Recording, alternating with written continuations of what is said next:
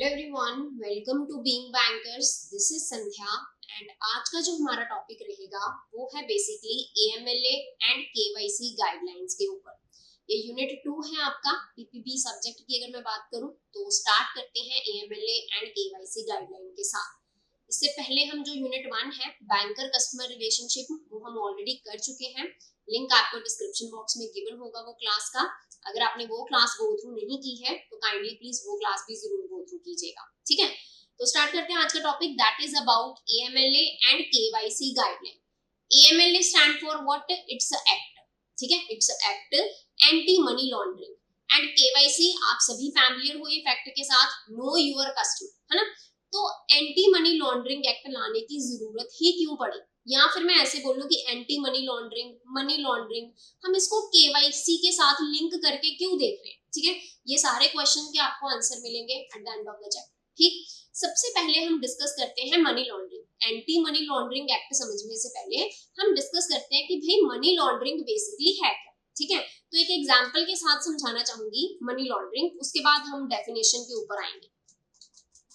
Money laundering में हमें basically दो वर्ड्स जो है ये देखने को मिल रहे हैं, ठीक है। मनी लॉन्ड्रिंग में बेसिकली हमें दो वर्ड्स जो है ये देखने को मिल रहे हैं।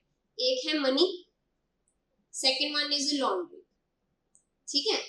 मनी का मतलब पैसा, लॉन्ड्री का मतलब जैसे जहां पे इन लेमैन्स लैंग्वेज अगर मैं बात करूं, जहां पे हम क्या है जो भी अपने डर्टी क्लोथ्स रहते हैं, है ना, उन्हें क्लीन करवाते हैं, लॉन्ड्री में करवाते हैं ना। तो मनी लॉन्ड्रिंग अगर मैं इसको इस तरीके से लिंक करके देखूं तो आप ऐसा कहोगे कि जहां पे डर्टी मनी जो है, डर्टी मनी से मेरा मतलब यहाँ पे किससे है? Black money. डर्टी मनी से मेरा मतलब यहाँ पे किससे है? Black money.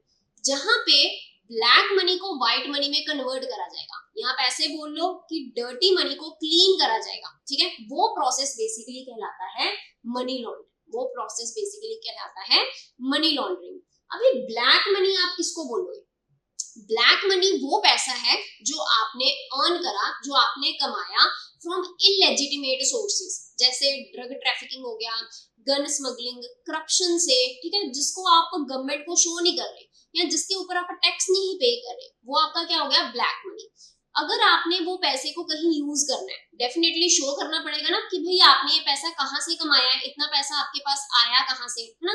अगर आप वो चीज छुपा रहे हो सो दैट कि आपको फॉर एग्जांपल आप टैक्स ना पे करना पड़े आपको, वो पैसा आपका क्या कहलाएगा? Black money. अभी वो पैसे को यूज करने के लिए इट्स इम्पोर्टेंट कि इसको क्या करा जाए? कन्वर्ट करा जाए। इसको क्या करा जाए? कन्वर्ट करा जाए किसमें? व्हाइट मनी में, ठीक है, या लेजिटिमेट मनी, ठीक है, इसको कन्वर्ट करा जाए व्हाइट मनी में।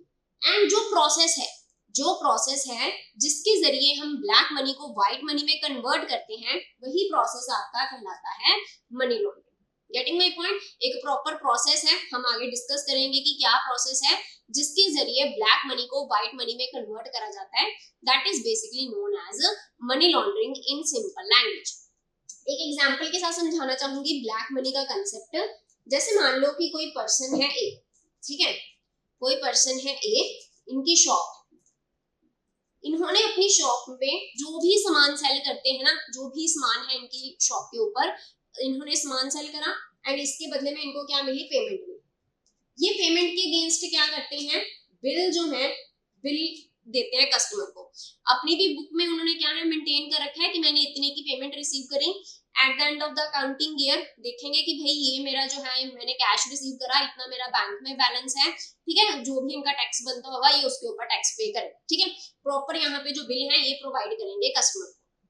अगर मान लो ये जो पर्सन है इन्होंने लेट से सपोज 1 लाख का सामान जो है अपनी शॉप में से सेल करा, ठीक है, पेमेंट भी इन्हें रिसीव हुई एंड इन्होंने क्या करा? बिल जो है, बिल नहीं काट के दिया वो पर्सन को। पैसा तो इन्होंने रिसीव करा लेकिन ये पैसा कहीं शो करा ऑन रिकॉर्ड्स कहीं 1 लाख रुपीस है, ये पैसा इन्होंने घर में जाके मान लो अपनी अलमीरा में, लोकर में इन्होंने ये जो पैसा है ये रख दिया, ठीक है। ये जो पैसा इन्होंने यहाँ पे शो नहीं करा, ऑन रिकॉर्ड नहीं बताया, हो सकता है इन्होंने कुछ गलत तरीके से लेट से कि करप्शन करके, है ना, या स्मगलिंग करके भी हो सकता है कि ये पैसा कमाया हो, है ना, या फिर अगर सामान सेल करके कमाया है एंड टैक्स ना पे करना पड़े इसके ऊपर, इसीलिए ये पैसे को शो नहीं कर रहे। इस तरीके का ये जो पैसा है ये कहलाता है आपका ब्लैक मनी। अभी पर्सन ने पैसा यूज तो करना है ना, ये पैसे को यूज करने के लिए इनको क्या करवाना पड़ेगा, ये पैसे को क्लीन करवाना पड़ेगा, ठीक है, यानी ये पैसे को कन्वर्ट करवाना पड़ेगा व्हाइट मनी में। एंड जिस प्रोसेस के जरिए ये कन्वर्ट करवाया जाएगा वो है बेसिकली आपका मनी लॉन्ड्रिंग। ये जो पर्सन है ए, मान लो कि यहाँ पे ग्रुप ऑफ पर्सन जो है वो अवेलेबल है, ठीक है, वन पर्सन या मैं बात करूं ग्रुप ऑफ पर्सन जो है वो अवेलेबल है, जो बेसिकली ये काम है करेंगे, ब्लैक मनी को व्हाइट मनी में, ब्लैक मनी को व्हाइट मनी में कन्वर्ट करेंगे ये ग्रुप ऑफ पर्सन। पर्सन ए जो है जिन्होंने इलेजिटिमेट सोर्सेज से मान लो ये पैसा कमाया है, या ऑन रिकॉर्ड शो नहीं करा कि मैंने इतने का जो पेमेंट है वो रिसीव करा है, ये पर्सन गए ये ग्रुप ऑफ पर्सन के पास, ठीक है, एंड इनको बोला कि भाई मेरे पास इतनी ब्लैक मनी है, आप मेरे को इसको व्हाइट मनी में कन्वर्ट करके दे दो। ये जो पर्सन है इनका यही काम रहता है, ब्लैक मनी को व्हाइट मनी में कन्वर्ट करना, ठीक है। एंड किस तरीके से ब्लैक मनी को व्हाइट मनी में कन्वर्ट करेंगे हम आगे प्रॉपर एक चार्ट के जरिए, ठीक है, डायग्रामेटिकली उसको डिस्कस भी करेंगे। फॉर द टाइम बिंग अभी के लिए ध्यान में रखिएगा कि ये जो पर्सन है ये ग्रुप ऑफ पर्संस के पास गए एंड इनको बोला कि भाई इतना मेरे पास ब्लैक मनी है, इसको व्हाइट मनी में कन्वर्ट करके मेरे को दे दीजिए। इन्होंने बोला ठीक है, अपनी जो कमीशन है ये रखेंगे, लेट्स से फॉर एग्जांपल इन्होंने बोला कि भाई आप मुझे 1 लाख रुपीस दो, मैं आपको 90,000 रुपीस व्हाइट मनी में कन्वर्ट करके दे दूंगा। 10,000 इनका क्या हो गया कमीशन। पर्सन ए ने बोला ठीक है आप मेरे से 1 लाख रुपीस ले लो, 90,000 मुझे क्या है व्हाइट मनी में कन्वर्ट करके दे दो एंड 10,000 आपका क्या हो गया कमीशन, ठीक है। तो ब्लैक मनी को व्हाइट मनी में कन्वर्ट करा जाएगा ये ग्रुप ऑफ पर्संस के द्वारा या किसी पर्सन के द्वारा जो यहाँ पे ब्लैक मनी को व्हाइट मनी में कन्वर्ट करते हैं, ठीक है, गेटिंग माय पॉइंट। अभी हम डिस्कस करते हैं डेफिनेशन। आई होप सो इतना अभी तक जो हमने डिस्कस करा है आपको बेसिक जो मीनिंग है मनी लॉन्ड्रिंग का ये क्लियर होगा, ठीक है। तो एक बार के लिए प्रॉपर डेफिनेशन भी देख लेते हैं। मनी लॉन्ड्रिंग क्या है, एक प्रोसेस है, जो प्रोसेस हम अभी डिस्कस करेंगे, ठीक है, एक प्रोसेस है जिसके जरिए जो ओरिजिन ऑफ फंड है कि पैसा कहां से आया इसे छुपाया जाता है। कब आप ये चीज छुपाओगे कि पैसा कहां से आया, जब आपने इलेजिटिमेट सोर्सेज से वो पैसा जो है वो कमाया होगा, या ड्रग ट्रैफिकिंग से, या आपने स्मगलिंग करके, है ना, या करप्शन से आपने अगर वो पैसा कमाया है, डेफिनेटली आप वो पैसे को छुपाना चाहोगे, ठीक है। एंड वो पैसे को छुपाने के लिए जो प्रोसेस यूज करा जाता है, ठीक है, जो प्रोसेस यूज करा जाता है वो बेसिकली कहलाता है मनी लॉन्ड्रिंग, ठीक है, वो बेसिकली कहलाता है money laundering. And at the starting of the chapter मैंने आपको क्या बोला, हम डिस्कस करेंगे एएमएलए एंड केवाईसी, है ना। आप सोचोगे कि भाई ये दोनों कैसे लिंक है।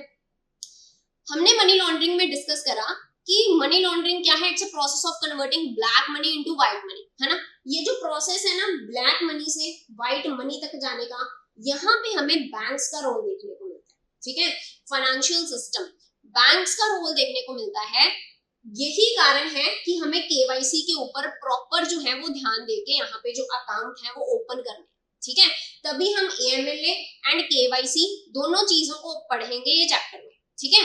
तो ये जो ब्लैक मनी है, ब्लैक मनी को व्हाइट मनी में कन्वर्ट करने का जो प्रोसेस है, इसमें हमें की इंपॉर्टेंट रोल देखने को मिलता है बैंक्स का। ऐसा नहीं कि बैंक जानबूझ के इन्वॉल्व होते हैं इसमें, ठीक है, एनी हाउ नहीं पता कि हाँ भी ये जो कस्टमर है ये जेन्युइन कस्टमर है कि नहीं है, हमने अकाउंट ओपन कर दिया, ठीक है, एंड हम पार्ट बन गए किसका, ब्लैक मनी को व्हाइट मनी में कन्वर्ट करने का, ठीक है।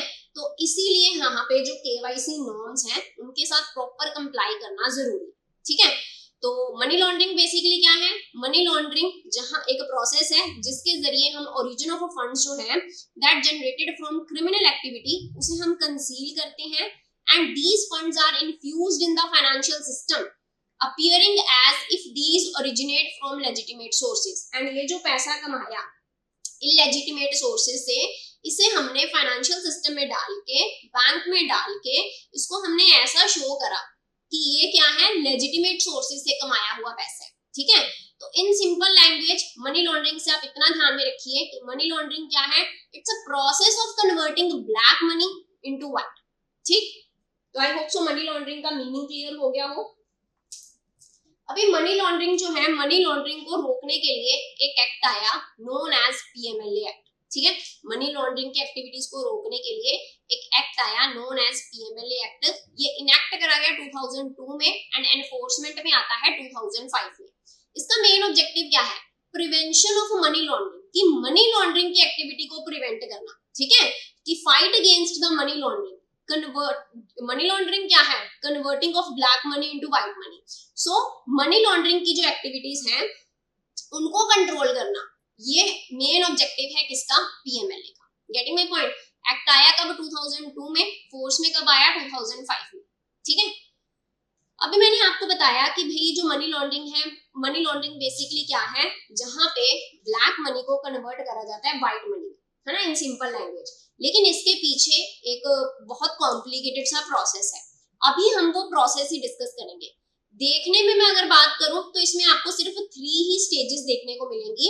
कौन कौन सी? सबसे पहला प्लेसमेंट, दूसरा लेयरिंग, तीसरा इंटीग्रेशन। ये तीनों स्टेजेस इन सीक्वेंस आपने ध्यान में रखनी है। सबसे पहला क्या है? प्लेसमेंट, दूसरा लेयरिंग, तीसरा इंटीग्रेशन। ठीक है,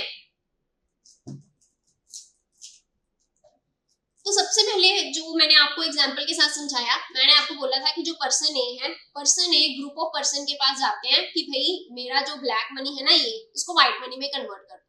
ये जो पर्सन है, ये ग्रुप ऑफ पर्सन है, मान लो ये बंदा है ये, ठीक है, ये जो यहाँ पे ब्लैक सूट में बैठे हुए हैं ये पर्सन है। ये इन्होंने क्या करा? कलेक्ट करा डर्टी मनी को। अभी पर्सन ए से करा, हो सकता है ऐसे बहुत सारे और पर्सन हो, पर्सन बी है, सी है, डी है, ये भी चाहते हैं अपनी ब्लैक मनी को व्हाइट मनी में कन्वर्ट करना। ये सारे पहुंच गए ये पर्सन के पास कि भाई ये हमारा पैसा है, इसको व्हाइट मनी में कन्वर्ट कर दो। Getting my point? मान लो सबके पास 1 लाख रुपीस थे, 4 लाख रुपीस इसको दिए एंड उन्होंने बोला कि भाई 10-10 हजार में क्या लूंगा? कमीशन लूंगा, बाकी पैसा आपको व्हाइट मनी में कन्वर्ट करके दे दूंगा। ठीक है, सबसे पहले गए ये पर्सन के पास। अब ये पर्सन ने क्या करा? ये पर्सन ने, मान लो भी इसके पास 4 लाख रुपीस है, ठीक है, ये पर्सन के पास 4 लाख रुपीस है। इन्होंने क्या करा? मान लो कि 100 जो है अकाउंट ओपन करवा दिए। ये पर्सन ने क्या करा? इसके अंदर मान लो 100 बंदे जो हैं वो काम करते हैं, वो 100 बंदों का इन्होंने क्या करवाया? अकाउंट ओपन करवा दिया। एंड ऐसा नहीं कि वो अकाउंट एक बैंक में या एक ही बैंक की ब्रांच में ओपन करवाया जाएगा, वो डिफरेंट बैंक्स एंड ब्रांचेस में क्या करवाया? ओपन करवाया 100 बंदों का अकाउंट। ठीक है, एंड हर एक पर्सन के अकाउंट में कुछ पैसा जमा करवा दिया। जैसे मैं 4 लाख की बात करूं, 4 लाख रुपीस अगर 100 बंदों के अकाउंट में जमा हो रहा है तो एक पर्सन के अकाउंट में कितना हो गया? 4000 रुपीस जमा हो गया। एक पर्सन के अकाउंट में 4000 रुपीस जमा हो गया एंड किसी को शक भी नहीं होगा, सस्पिशन भी नहीं क्रिएट होगा, क्योंकि नॉर्मली एक पर्सन अपने अकाउंट में 4000 रुपीस तो जमा करवा सकता है ना। ठीक है, कोई भी नॉर्मल पर्सन है 4000 तक अमाउंट जमा करवा सकता है, किसी को इसके ऊपर कोई सस्पिशन भी नहीं क्रिएट होगा। तो यहाँ पे 100 अकाउंट ओपन करवाए एंड इन्होंने ये जो 4 लाख रुपीस है इस तरीके से पार्टीशन करके ये बैंक में क्या करवा दिया? डिपॉजिट करवा दिया। Getting my point? अब इन्होंने क्या करा? प्लेस करा डर्टी मनी को फाइनेंशियल सिस्टम में। इन्होंने प्लेस करा डर्टी मनी को फाइनेंशियल सिस्टम में। दैट्स व्हाई ये जो पहला स्टेज है ये कहलाता है प्लेसमेंट, क्योंकि इसमें डर्टी मनी को डाला गया बैंक्स में। Getting my point? Next stage is what? Next stage is layering. ठीक है, लेयरिंग में बेसिकली क्या करा जाएगा? ये जो 100 अकाउंट है ना, 100% ने अकाउंट ओपन करवाए, ये आगे मान लो ये जो मनी है ना, पर्सन ने बोला कि भाई मेरे को ये बंदे को मनी पे करनी है, इसने बोला मेरे को ये पर्सन को पैसा पे करना है, जेड ने आगे बोला मेरे को ए पर्सन को पैसा पे करना है, ए ने आगे बोला मेरे को पी को पैसा पे करना है। ऐसे करते करते ये जो अमाउंट है ना, ये यहाँ मैं बात करूं, ये जो अकाउंट है ये कम से कम कितने रह जाएंगे? लेट्स से 10 से 15। ठीक है, कि भाई मैंने ये बंदे को पे करना है, मैंने ये बंदे को पे करना है। इस तरीके से जो है लेयरिंग क्रिएट करी जाएगी। पता ही नहीं चलेगा कि ओरिजिन ऑफ फंड कहाँ से है। ठीक है, कि किसने पैसा किसको दिया, इतनी बार ये पैसे को घुमाया जाएगा। ठीक है, कि 100 बंदों ने इतनी बार ये पैसे को ट्रांसफर करा कि भाई मेरे को ये बंदे को पे करना है, ये पर्सन को पे करना है, इतना पैसा पे करना है ये पर्सन को, कि अल्टीमेटली जब हमने देखा लास्ट में कितने अकाउंट में पैसा रह गया? 10 से 15 अकाउंट में क्या है? पैसा रह गया कितना? ये 4 लाख रुपीस। जो 4 लाख रुपीस यहाँ पे हमने इन्फ्यूज करा था फाइनेंशियल सिस्टम में 100 अकाउंट्स में, ये एट लास्ट मल्टीपल अकाउंट्स में डालने के बाद कितने अकाउंट्स में रह गए ये 4 लाख रुपीस? 10 से 15 अकाउंट में। जहां पे हम ये जो पैसा है कितनी बार हमने घुमाया है ना, कितने अकाउंट्स में हमने डाला, ये जो प्रोसेस है लेयर के ऊपर लेयर है ना, लेयर के ऊपर लेयर, एक बंदे से दूसरे बंदे को पे करा, दूसरे से तीसरे को, तीसरे से चौथे को, है ना, इस तरीके से पेमेंट करी। दैट्स व्हाई ये जो सेकंड स्टेज है ये कहलाती है लेयरिंग। ठीक है, जब पैसा प्लेस करा गया, placement, second one is layering. अभी इसके बाद क्या करा जाएगा? ये जो 10-15 लेट से कि 10% के अकाउंट में ये जो 4 लाख रुपीस है ये अभी है, ठीक है, 10 अकाउंट्स हैं जिसमें ये 4 लाख रुपीस है। अभी ये जो पैसा है ना, ये पर्सन क्या करेंगे, ये पैसा किसी फॉरेन कंट्री की कंपनी में इन्वेस्ट करेंगे। एंड वो फॉरेन कंट्री कौन सी होगी, जिसकी इकोनॉमिक कंडीशन अच्छी ना हो, या जो इतना जो है इन्वेस्टिगेशन ना करें कि भाई पैसा कहाँ से आ रहा है, पहले ही उनकी इकोनॉमी जो है अच्छी नहीं चल रही, कोई ऐसी कंट्री की कंपनी में जो है ये पैसा जो है ये इन्वेस्ट कर दिया जाएगा। हम इन्वेस्ट कर सकते हैं ना किसी भी कंट्री में, है ना, कंपनी में, तो ऐसी कंट्री में ये पैसा डाला जाएगा, इन्वेस्ट करा जाएगा जिसकी इकोनॉमिक कंडीशन अच्छी नहीं है।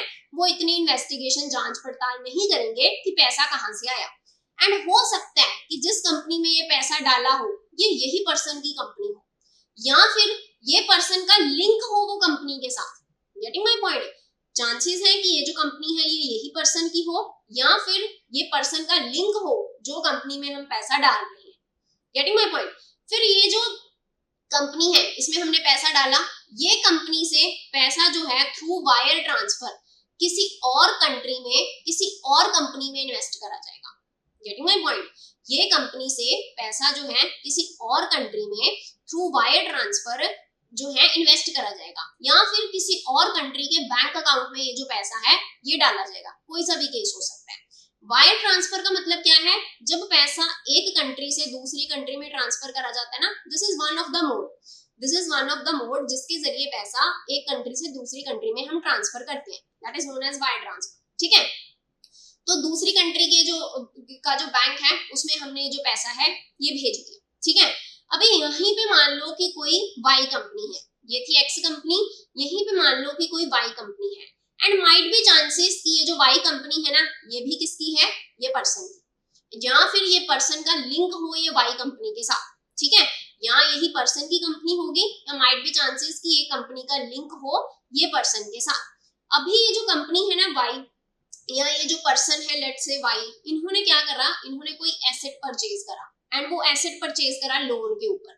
नॉर्मली जब भी हम लोन के ऊपर कोई एसेट परचेज करते हैं, बैंक क्या करता है, जिससे हमने एसेट परचेज करा उसको पेमेंट कर देता है ना। जैसे मान लो कि कोई पर्सन है ए, इन्होंने मशीनरी परचेज करी XYZ कंपनी से। ठीक है, मशीनरी परचेज करी XYZ कंपनी से लोन लेके बैंक से। बैंक क्या करेगा, बैंक वो अमाउंट सीधा XYZ कंपनी को देगा, एंड मशीनरी जो है पर्सन ए के पास आ जाएगी, है ना। यही चीज रहती है, यही यहाँ पे भी सेम चीज हो रही है। वाई कंपनी ने क्या करा, कुछ एसेट्स परचेज करे एंड लोन लिया ये बैंक से वो एसेट परचेज करने के लिए, एंड वो जो एसेट है वो किससे परचेज करे, वो परचेज करे एक्स कंपनी से।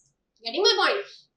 वाई कंपनी ने एसेट परचेज करे एंड वो एसेट किससे परचेज करे, एक्स कंपनी से, जिसका ऑलरेडी लिंक किसके साथ है, पर्सन, लेट्स से कि इनका नाम क्या है, लेट्स से पर्सन एक्स। ठीक है, नहीं चेंज कर देते हैं, लेट्स से कि इनका नाम क्या है पी, लेट्स से इनका नाम क्या है पी। ठीक, इन्होंने एसेट परचेज करा लोन लेके बैंक से, एंड किससे इन्होंने एसेट परचेज करा, कंपनी एक्स से। बैंक ने क्या करा, लोन की जो अमाउंट है इन्होंने ली, एसेट परचेज करा, पेमेंट किसको करेगा, ये वाली कंपनी को पे करेगा। ठीक है, तो इनके पास वाइट पैसा पहुंच गया। जब भी हम लोन के रूप में पैसा लेते हैं तो वो वाइट मनी कहलाता है ना। तो ये जो कंपनी है जो ऑलरेडी ये पर्सन की कंपनी थी, इसके पास वाइट पैसा पहुंच गया, घूम घाम के इसके पास वाइट पैसा पहुंच गया। यहाँ पे इन्होंने फॉल्स इनवॉइस जो है ये शो कर दिया कि भाई मैंने इतने का एसेट परचेज करा है। ठीक है, ये कंपनी से इतने का एसेट परचेज करा है, इन्होंने फॉल्स इनवॉइस शो कर दिया। Getting my point?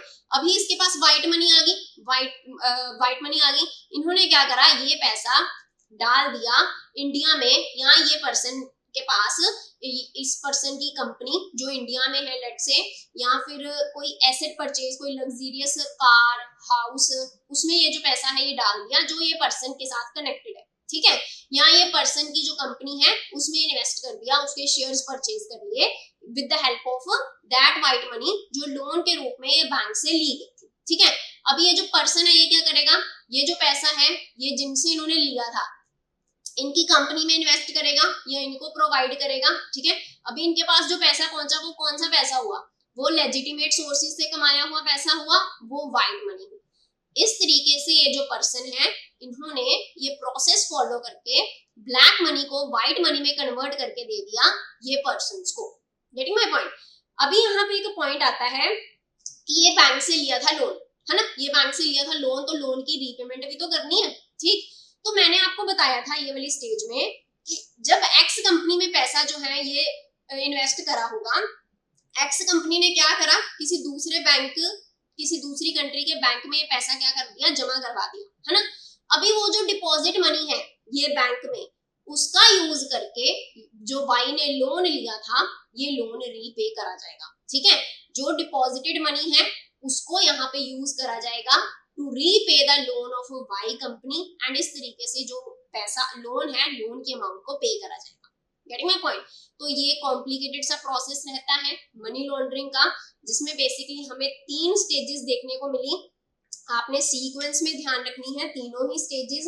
सबसे पहली स्टेज है यहाँ पे प्लेसमेंट, जहाँ पे प्लेस करा जाएगा पैसा फाइनेंशियल सिस्टम में। उसके बाद लेयरिंग, आगे फर्दर अकाउंट्स में ट्रांसफर करा जाएगा पैसा, एंड इतनी बार मल्टीपल टाइम ट्रांसफर करा जाएगा कि पता ही ना चले कि भाई ओरिजिन क्या था ये फंड का, ठीक है। उसके बाद ये जो पैसा है फॉरेन कंट्री की किसी कंपनी में इन्वेस्ट करा जाएगा, फिर वहां से फर्दर किसी और कंट्री में इन्वेस्ट करा जाएगा, एंड इस तरीके से पैसे को घुमाया जाएगा, ठीक है। फिर उसके बाद स्टेज रहता है इंटीग्रेशन का, जहां पे ये जो पैसा है ये पर्सन की कंपनी में इन्वेस्ट करा जाएगा, या कोई लग्जरियस हाउस या गाड़ी जो है वो परचेज करने के लिए इन्वेस्ट करा जाएगा। वो स्टेज बेसिकली कहलाता है इंटीग्रेशन। Getting my point. तो ये जो प्रोसेस है ये है आपका मनी लॉन्ड्रिंग का। आई होप सो क्लियर हो गया हो। फिर भी अगर कोई डाउट रहता है किसी का, आप कमेंट बॉक्स में जरूर बताइएगा, ठीक है। I will entertain your doubt, ठीक है, in relation to the topic money laundering, ठीक। Then next is objective of PMLA. मैंने आपको बताया कि भाई मनी लॉन्ड्रिंग जो है, मनी लॉन्ड्रिंग से के प्रिवेंशन के लिए हमें एंटी मनी लॉन्ड्रिंग एक्ट देखने को मिला, है ना। तो ऑब्जेक्टिव क्या है यहाँ पे पीएमएलए एक्ट लाने के पीछे? तो सबसे पहला ऑब्जेक्टिव क्या है, मनी लॉन्ड्रिंग को प्रिवेंट करना, ठीक है, रोकना कि मनी लॉन्ड्रिंग एक्टिविटीज ना हो। दूसरा, combating the channelising of money into illegal activities. Combating का मतलब क्या होता है, फाइट, है ना, फाइट अगेंस्ट कि जो इलीगल एक्टिविटीज हैं, इलीगल एक्टिविटीज में मनी को चैनलाइज ना करा जाए, ठीक है। यहाँ इकोनॉमिक क्राइम्स जो है उसमें ये जो पैसा है ये ना लगाया जाए, ठीक है, उसके अगेंस्ट फाइट करना, लड़ना, that is basically combating. Providing for the confiscation of the property, seize करना प्रॉपर्टी को। अगर आपको लग रहा है कि जो प्रॉपर्टी है ये थ्रू मनी लॉन्ड्रिंग एक्टिविटीज से जो ये प्रॉपर्टी है ये परचेज करा गया, वो प्रॉपर्टी को सीज करना, कन्फिस्केट करना by the government. Providing for any other matter connected with और incidental to the act of money laundering. अगर आपको लगता है कि कोई और ऐसा मैटर जो है आपको लगता है डायरेक्टली या इनडायरेक्टली मनी लॉन्ड्रिंग के साथ रिलेटेड है, उसके अगेंस्ट स्ट्रिक्ट एक्शन लेना, उस प्रिवेंट करना वो एक्टिविटीज को, ये ऑब्जेक्टिव है हमारा पीएमएलए एक्ट लाने के पीछे, ठीक है। Then money laundering offence. अभी यहाँ पे जो मनी लॉन्ड्रिंग एक्ट है, अगर एक्ट है डेफिनेटली इसमें क्या होंगे, कुछ सेक्शंस होंगे, ठीक है। तो यहाँ पे सेक्शन 3 जो है ये बात करता है कि भाई आप किसे ऑफेंस बोलोगे, कि अगर आपने इस तरीके की चीज करी तो ये मनी लॉन्ड्रिंग ऑफेंस कहलाएगा, ठीक है।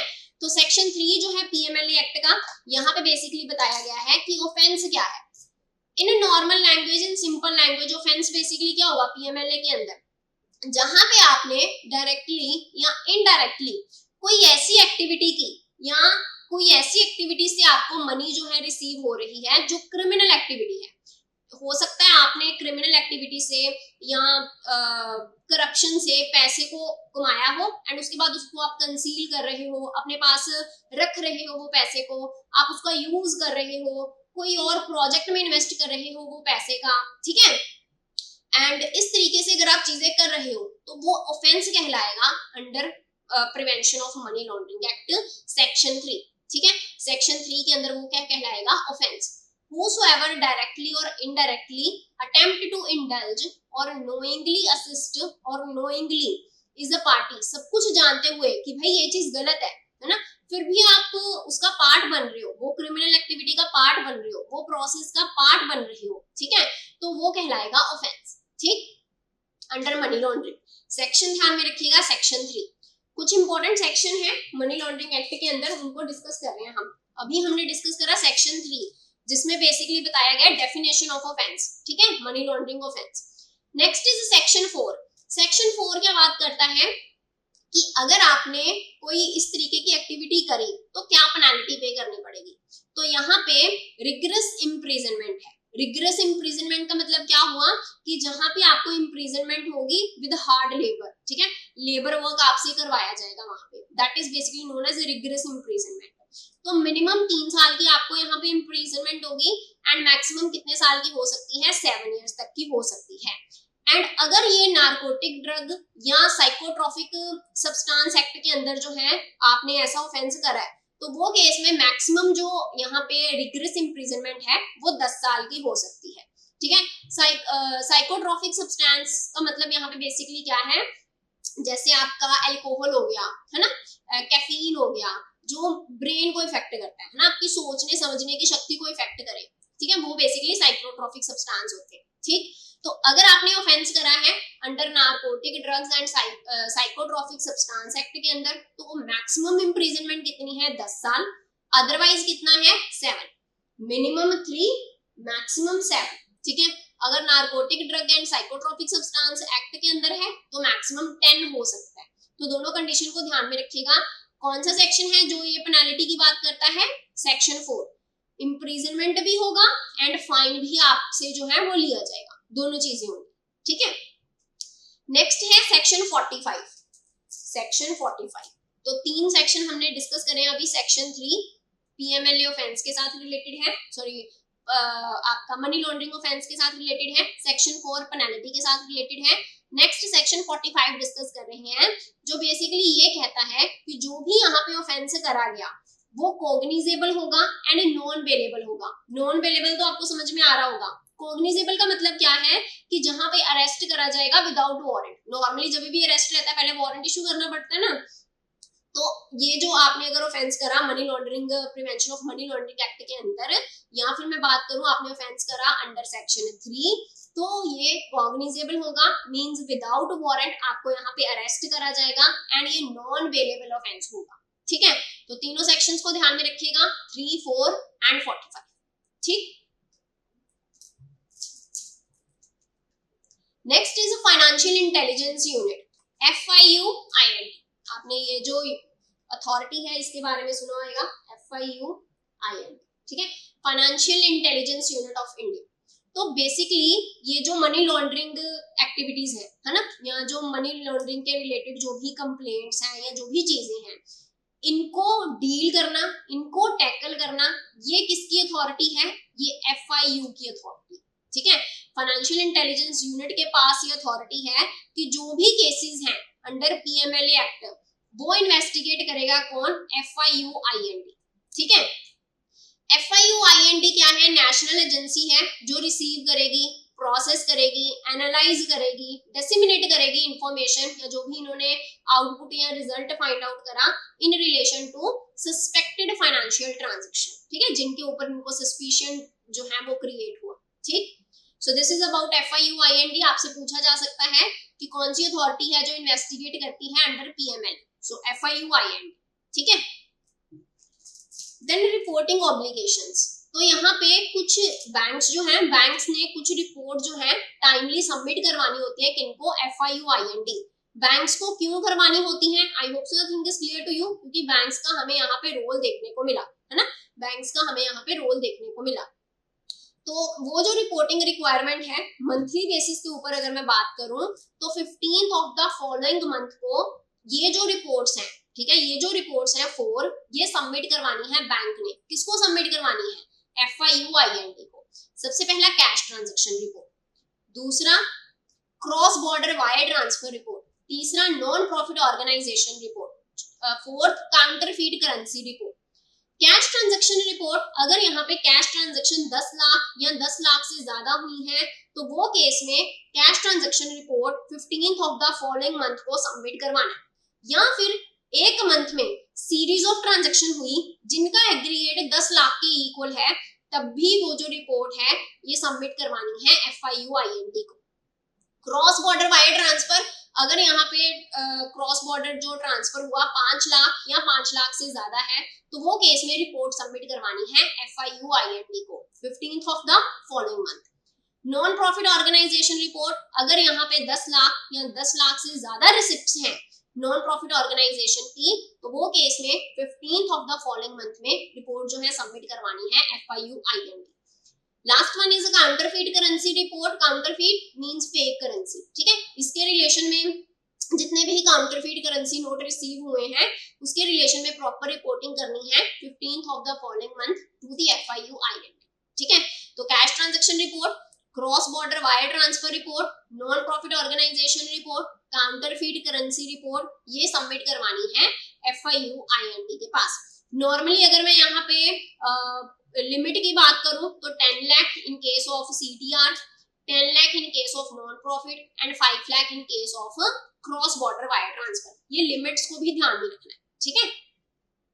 एक रिपोर्ट रहती है सस्पिशियस ट्रांजैक्शन रिपोर्ट, है ना, STR भी जमा करवानी है, डिपॉजिट करवानी है बैंक्स ने FIUIND के पास, लेकिन ये डिपॉजिट करवानी होती है विद इन 7 डेज। जब आपको सस्पिशन क्रिएट हुआ कि भाई ये नॉर्मल जो एक्टिविटी है ये नहीं है, मान लो कि कोई पर्सन है उसका नॉर्मली ट्रांजैक्शन अमाउंट रहता है 1000 से 5000 एंड विद अ सडन उनके अकाउंट में 1 करोड़ की डीलिंग हो रही है, ठीक है, एंड क्रॉस बॉर्डर डीलिंग्स हो रही हैं, तो सस्पिशन क्रिएट होएगा ना। तो इस तरीके की जो रिपोर्ट है सस्पिशियस ट्रांजैक्शन रिपोर्ट जो है, जब आपको सस्पिशन क्रिएट हुआ विद इन 7 डेज हमने ये रिपोर्ट सबमिट करवानी है FIUIND के पास। तो टोटल 5 रिपोर्ट्स होगी। टाइम क्राइटेरिया ध्यान में रखिएगा, कब डिपॉजिट करवानी है, अमाउंट ध्यान में रखिएगा कब डिपॉजिट करवानी है। Cash transaction report, cross border wire transfer report, non profit organisation report, counterfeit currency report and suspicious transaction report, ठीक है। Then next is implication of non-compliance of PMLA obligation। अगर यहाँ पे जो गाइडलाइन इशू करी थी, है ना, कि भैया हमने इस तरीके से जो है चीजें करनी है, अगर आपने वो ऑब्लिगेशंस के साथ कंप्लाई नहीं करा तो यहाँ पे रहेगी पेनाल्टी। पेनाल्टी लगाएगा कौन? RBI या फिर FIUIND का डायरेक्टर। FIUIND के डायरेक्टर के पास ये पावर है कि ये एक्शन जो है वो ले सकते हैं। क्या? सबसे पहले वो आपको रिटन वार्निंग देंगे कि भाई ये चीज आप कंप्लाई नहीं कर रहे, प्रॉपरली कंप्लाई करो। फिर भी अगर आपने नहीं ऑब्लिगेशंस के साथ कंप्लाई करा, फिर आपको डायरेक्शंस दी जाएंगी, डायरेक्ट करा जाएगा कि भाई ये रेमेडियल मेजर लो सो दैट की चीजें सही हो, एंड उसके रिलेशन में प्रॉपर रिपोर्ट सबमिट करो कि क्या आपने वो रेमेडियल मेजर्स लिए या नहीं लिए, ठीक है। फिर भी अगर आप वो एक्शंस के अकॉर्डिंग काम नहीं कर रहे तो पेनाल्टी लगाई जाएगी। ये जो पेनाल्टी का अमाउंट है कम से कम 10,000 एंड ज्यादा से ज्यादा 1 लाख हो सकती है पर वायलेशन। मतलब जो ऑब्लिगेशन है आपने कंप्लाई नहीं करा, पर वायलेशन के ऊपर आपको मिनिमम 10,000 या मैक्सिमम 1 लाख जो है पेनाल्टी पे करनी पड़ सकती है अगर आप कंप्लाई नहीं करते PMLA ऑब्लिगेशंस के साथ। यहाँ पे पर वायलेशन का मतलब बेसिकली क्या हुआ, जैसे मान लो आपने कोई रिपोर्ट सबमिट करनी थी या कोई डेटा सबमिट करना था, डिले हो गया, हर दिन का डिले काउंट करा जाएगा पर वायलेशन। आपने मान लो कल रिपोर्ट सबमिट करनी थी, आपने परसों तक नहीं करवाई तो वो एक वायलेशन काउंट होगा, फिर नेक्स्ट डे तक नहीं करवाई फिर वो एक वायलेशन काउंट होगा। तो each day of delay in submission of some information और ए ट्रांजैक्शन और ए रिपोर्ट और इन रेक्टिफिकेशन ऑफ इंफॉर्मेशन, आपको बोला गया कि भाई आपने ये चीज गलत करी है इसको सही करो, ठीक है, उसके रिलेशन में आपने रिपोर्ट जो है वो सबमिट नहीं करवाई या डिले हुआ तो उसे हम 1 वायलेशन कंसीडर करेंगे। एंड पर वायलेशन आपका कितना, यहाँ पे जो पेनल्टी अमाउंट है कितना है, मिनिमम 10,000 मैक्सिमम 1 लाख, ठीक है। Next is stages of financing of terrorism. तो ये जो है ये हम नेक्स्ट सेशन में डिस्कस करेंगे कि टेररिज्म वाला जो है, ठीक है, फाइनेंसिंग ऑफ टेररिज्म बेसिकली क्या है, एंड KYC नॉर्म्स जो है ना, क्यों हम जो है ये जो चैप्टर है इसमें KYC नॉर्म्स जो है वो डिस्कस कर रहे हैं, ठीक। तो ये जो दोनों टॉपिक हैं इसके बाद कुछ क्वेश्चंस हैं जिनकी हेल्प के साथ हम प्रैक्टिस करेंगे जो पूरा ये चैप्टर है उसको, तो ये हम कल के सेशन में करेंगे। एंड आई होप सो कि आज का जो सेशन है ये आपको क्लियर हुआ हो, मनी लॉन्ड्रिंग प्रोसेस क्या है ये अच्छे से समझ में आया हो, PMLA एक्ट क्यों लाया गया, क्या ऑब्जेक्टिव है इसके, सेक्शंस जो हमने डिस्कस करे, कौन कौन से सेक्शन डिस्कस करे, एक हमने डिस्कस करा section 3 that is relating with money laundering offence, ठीक है। इसके बाद हमने डिस्कस करा section 4 that is basically relating with the penalties, ठीक है, कि आपको रिग्रेस इम्प्रिजनमेंट होगा, फाइन होगा, ठीक है, तो पेनल्टी के साथ रिलेटेड है आपका सेक्शन 4। सेक्शन 45 जो है, सेक्शन 45 में बेसिकली ये बताया गया है कि ये जो ऑफेंस है ये कॉग्निजेबल होगा एंड नॉन बेलेबल होगा, ठीक। तो आई होप सो क्लियर हो गया हो आपको जितना भी चैप्टर हमने अभी तक करा है। तो कल के सेशन में हम केवाईसी एंड जो आपका टेररिज्म वाला पार्ट है, फाइनेंसिंग ऑफ टेररिज्म, ये हम डिस्कस करेंगे, ठीक है।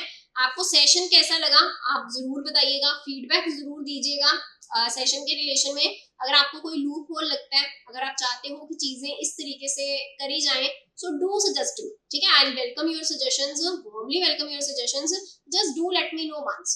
कमेंट बॉक्स में जरूर कमेंट कीजिएगा। सेशन अच्छा लगे तो सेशन को लाइक कीजिए, हमारा जो चैनल है बीइंग बैंकर इसे सब्सक्राइब कीजिएगा, ठीक है। बेल आइकन को जरूर प्रेस करके रखिए सो दैट कि जो भी हमारी नेक्स्ट वीडियो रहेगी you will get the notification. Telegram channel जरूर ज्वाइन कीजिएगा, लिंक आपको डिस्क्रिप्शन बॉक्स में गिवन है। You will be getting notifications, important updates in our Telegram group. So do join our Telegram group also. So this is all about today's session. Thank you very much.